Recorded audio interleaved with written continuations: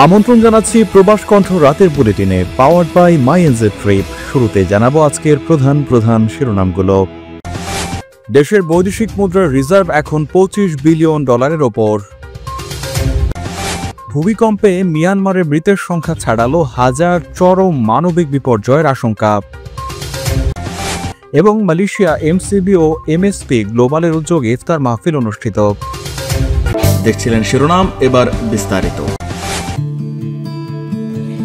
কিরে, কি অবস্থা? কি করছিস? টিকিট খুঁজছি।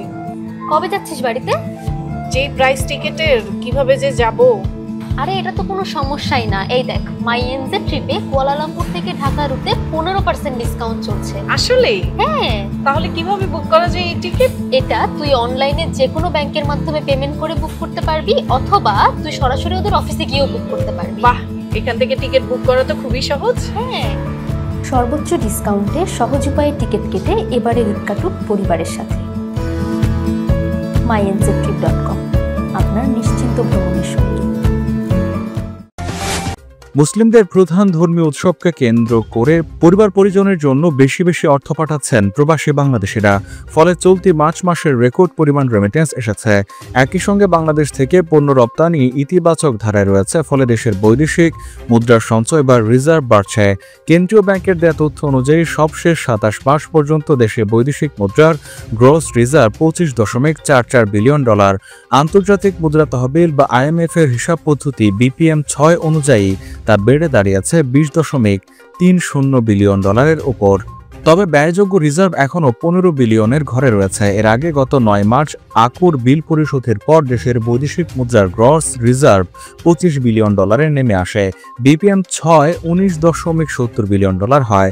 এরপর রমজান মাসে রেমিটেন্সের উচ্চ প্রবৃদ্ধি ও রপ্তানি আয় ইতিবাচক ধারায় রিজার্ভ বাড়িয়েছে।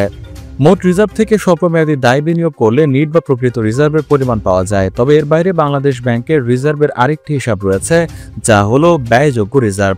এ তথ্য আনুষ্ঠানিকভাবে প্রকাশ করে না কেন্দ্রীয় ব্যাংক। সেখানে IMF এর SDR খাতে থাকা ডলার, ব্যাংকগুলোর বৈদেশিক মুদ্রা ক্লিয়ারিং হিসেবে থাকা বৈদেশিক মুদ্রা এবং আকুর বিল বাদ দিয়ে ব্যবহারযোগ্য রিজার্ভের হিসাব করা হয়। মালয়েশিয়ার মালাক্কা রাজ্যে এক ঝাঁক কর্মী নিয়োগ দিচ্ছে প্রাণ। মোটরসাইকেল চালনায় পারদর্শী ও থাকতে হবে বৈধ ভিসা। আবেদন করতে পারবেন অনভিজ্ঞরাও। এখনই হোয়াটসঅ্যাপ করুন এই নম্বরে। স্মরণকালের ভয়াবহ ভূমিকম্পে মিয়ানমারের মৃতের সংখ্যা পৌঁছেছে 1002 জনে।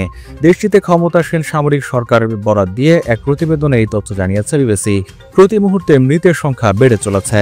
সরকারি কর্মকর্তারা জানিয়েছেন, গতকাল উদ্ধার তৎপরতা শুরুর পর রাজধানী নেপিদো, মান্দালয়, সাংগাইং সহ বিভিন্ন শহর গ্রামের ধ্বংসস্তূপ থেকে এই পর্যন্ত 1200 জনের মৃতদেহ উদ্ধার করা হয়েছে এবং অন্তত আহত অবস্থায় উদ্ধার করা হয়েছে 2376 জনকে। এছাড়া 30 জন এখনও নিখোঁজ রয়েছেন। গতকাল শুক্রবার দুপুর 12:30টার দিকে মিয়ানমারের শক্তিশালী ভূমিকম্প আঘাত হানে। দেশটির উত্তরাঞ্চলীয় শহর মান্দালয় থেকে 17 কিলোমিটার দূরে ভূপৃষ্ঠের 10 কিলোমিটার গভীরে ছিল ভূমিকম্পের কেন্দ্র বা এপিসেন্টার। USGS জানিয়েছে, মিয়ানমারে 7.7 এবং 6.4 মাত্রার দুটি ভূমিকম্প হয়েছে।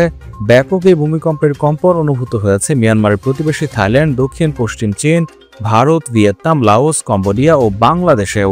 এই 7 দেশ ও অঞ্চলের মধ্যে থাইল্যান্ডের ক্ষয়ক্ষতির পরিমাণ সবচেয়ে বেশি।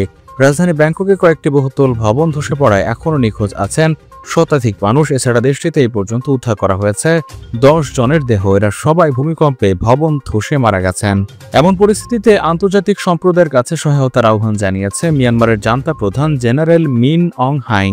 রাষ্ট্রীয় টেলিভিশনে দেয়া বক্তব্যে সব দেশকে সহায়তার হাত বাড়িয়ে দেওয়ার আহ্বান জানিয়েছেন তিনি। মিয়ানমারের এই আহ্বানে সাড়া দিয়েছেন জাতিসংঘের মহাসচিব অ্যান্টনিও গুতেরেস। ভূমিকম্পে ক্ষয়ক্ষতির ঘটনায় শোক প্রকাশ করে তিনি বলেছেন, মিয়ানমারের জনগণের পাশে দাঁড়াতে এরই মধ্যে জাতিসংঘের সংশ্লিষ্ট দল কার্যক্রম শুরু করেছে।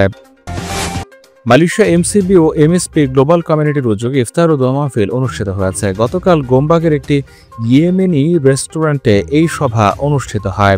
এমসিবি চেয়ারম্যান ও মালয়েশিয়া যুবদলের সাবেক সাধারণ সম্পাদক মোহাম্মদ মিনহাজ মন্ডলের সভাপতিত্বে অনুষ্ঠানে উপস্থিত ছিলেন মালয়েশিয়ার সরকারি বেসরকারি কর্মকর্তা, বাংলাদেশ কমিউনিটির নেতাকর্মী, রাজনীতিবিদ, ব্যবসায়িক নেতৃবৃন্দ সহ প্রবাসীরা। সার্বিক তত্ত্বাবধানে ছিলেন স্বেচ্ছাসেবক দলের নেতা মোহাম্মদ আবু কাউসার ভুইয়া।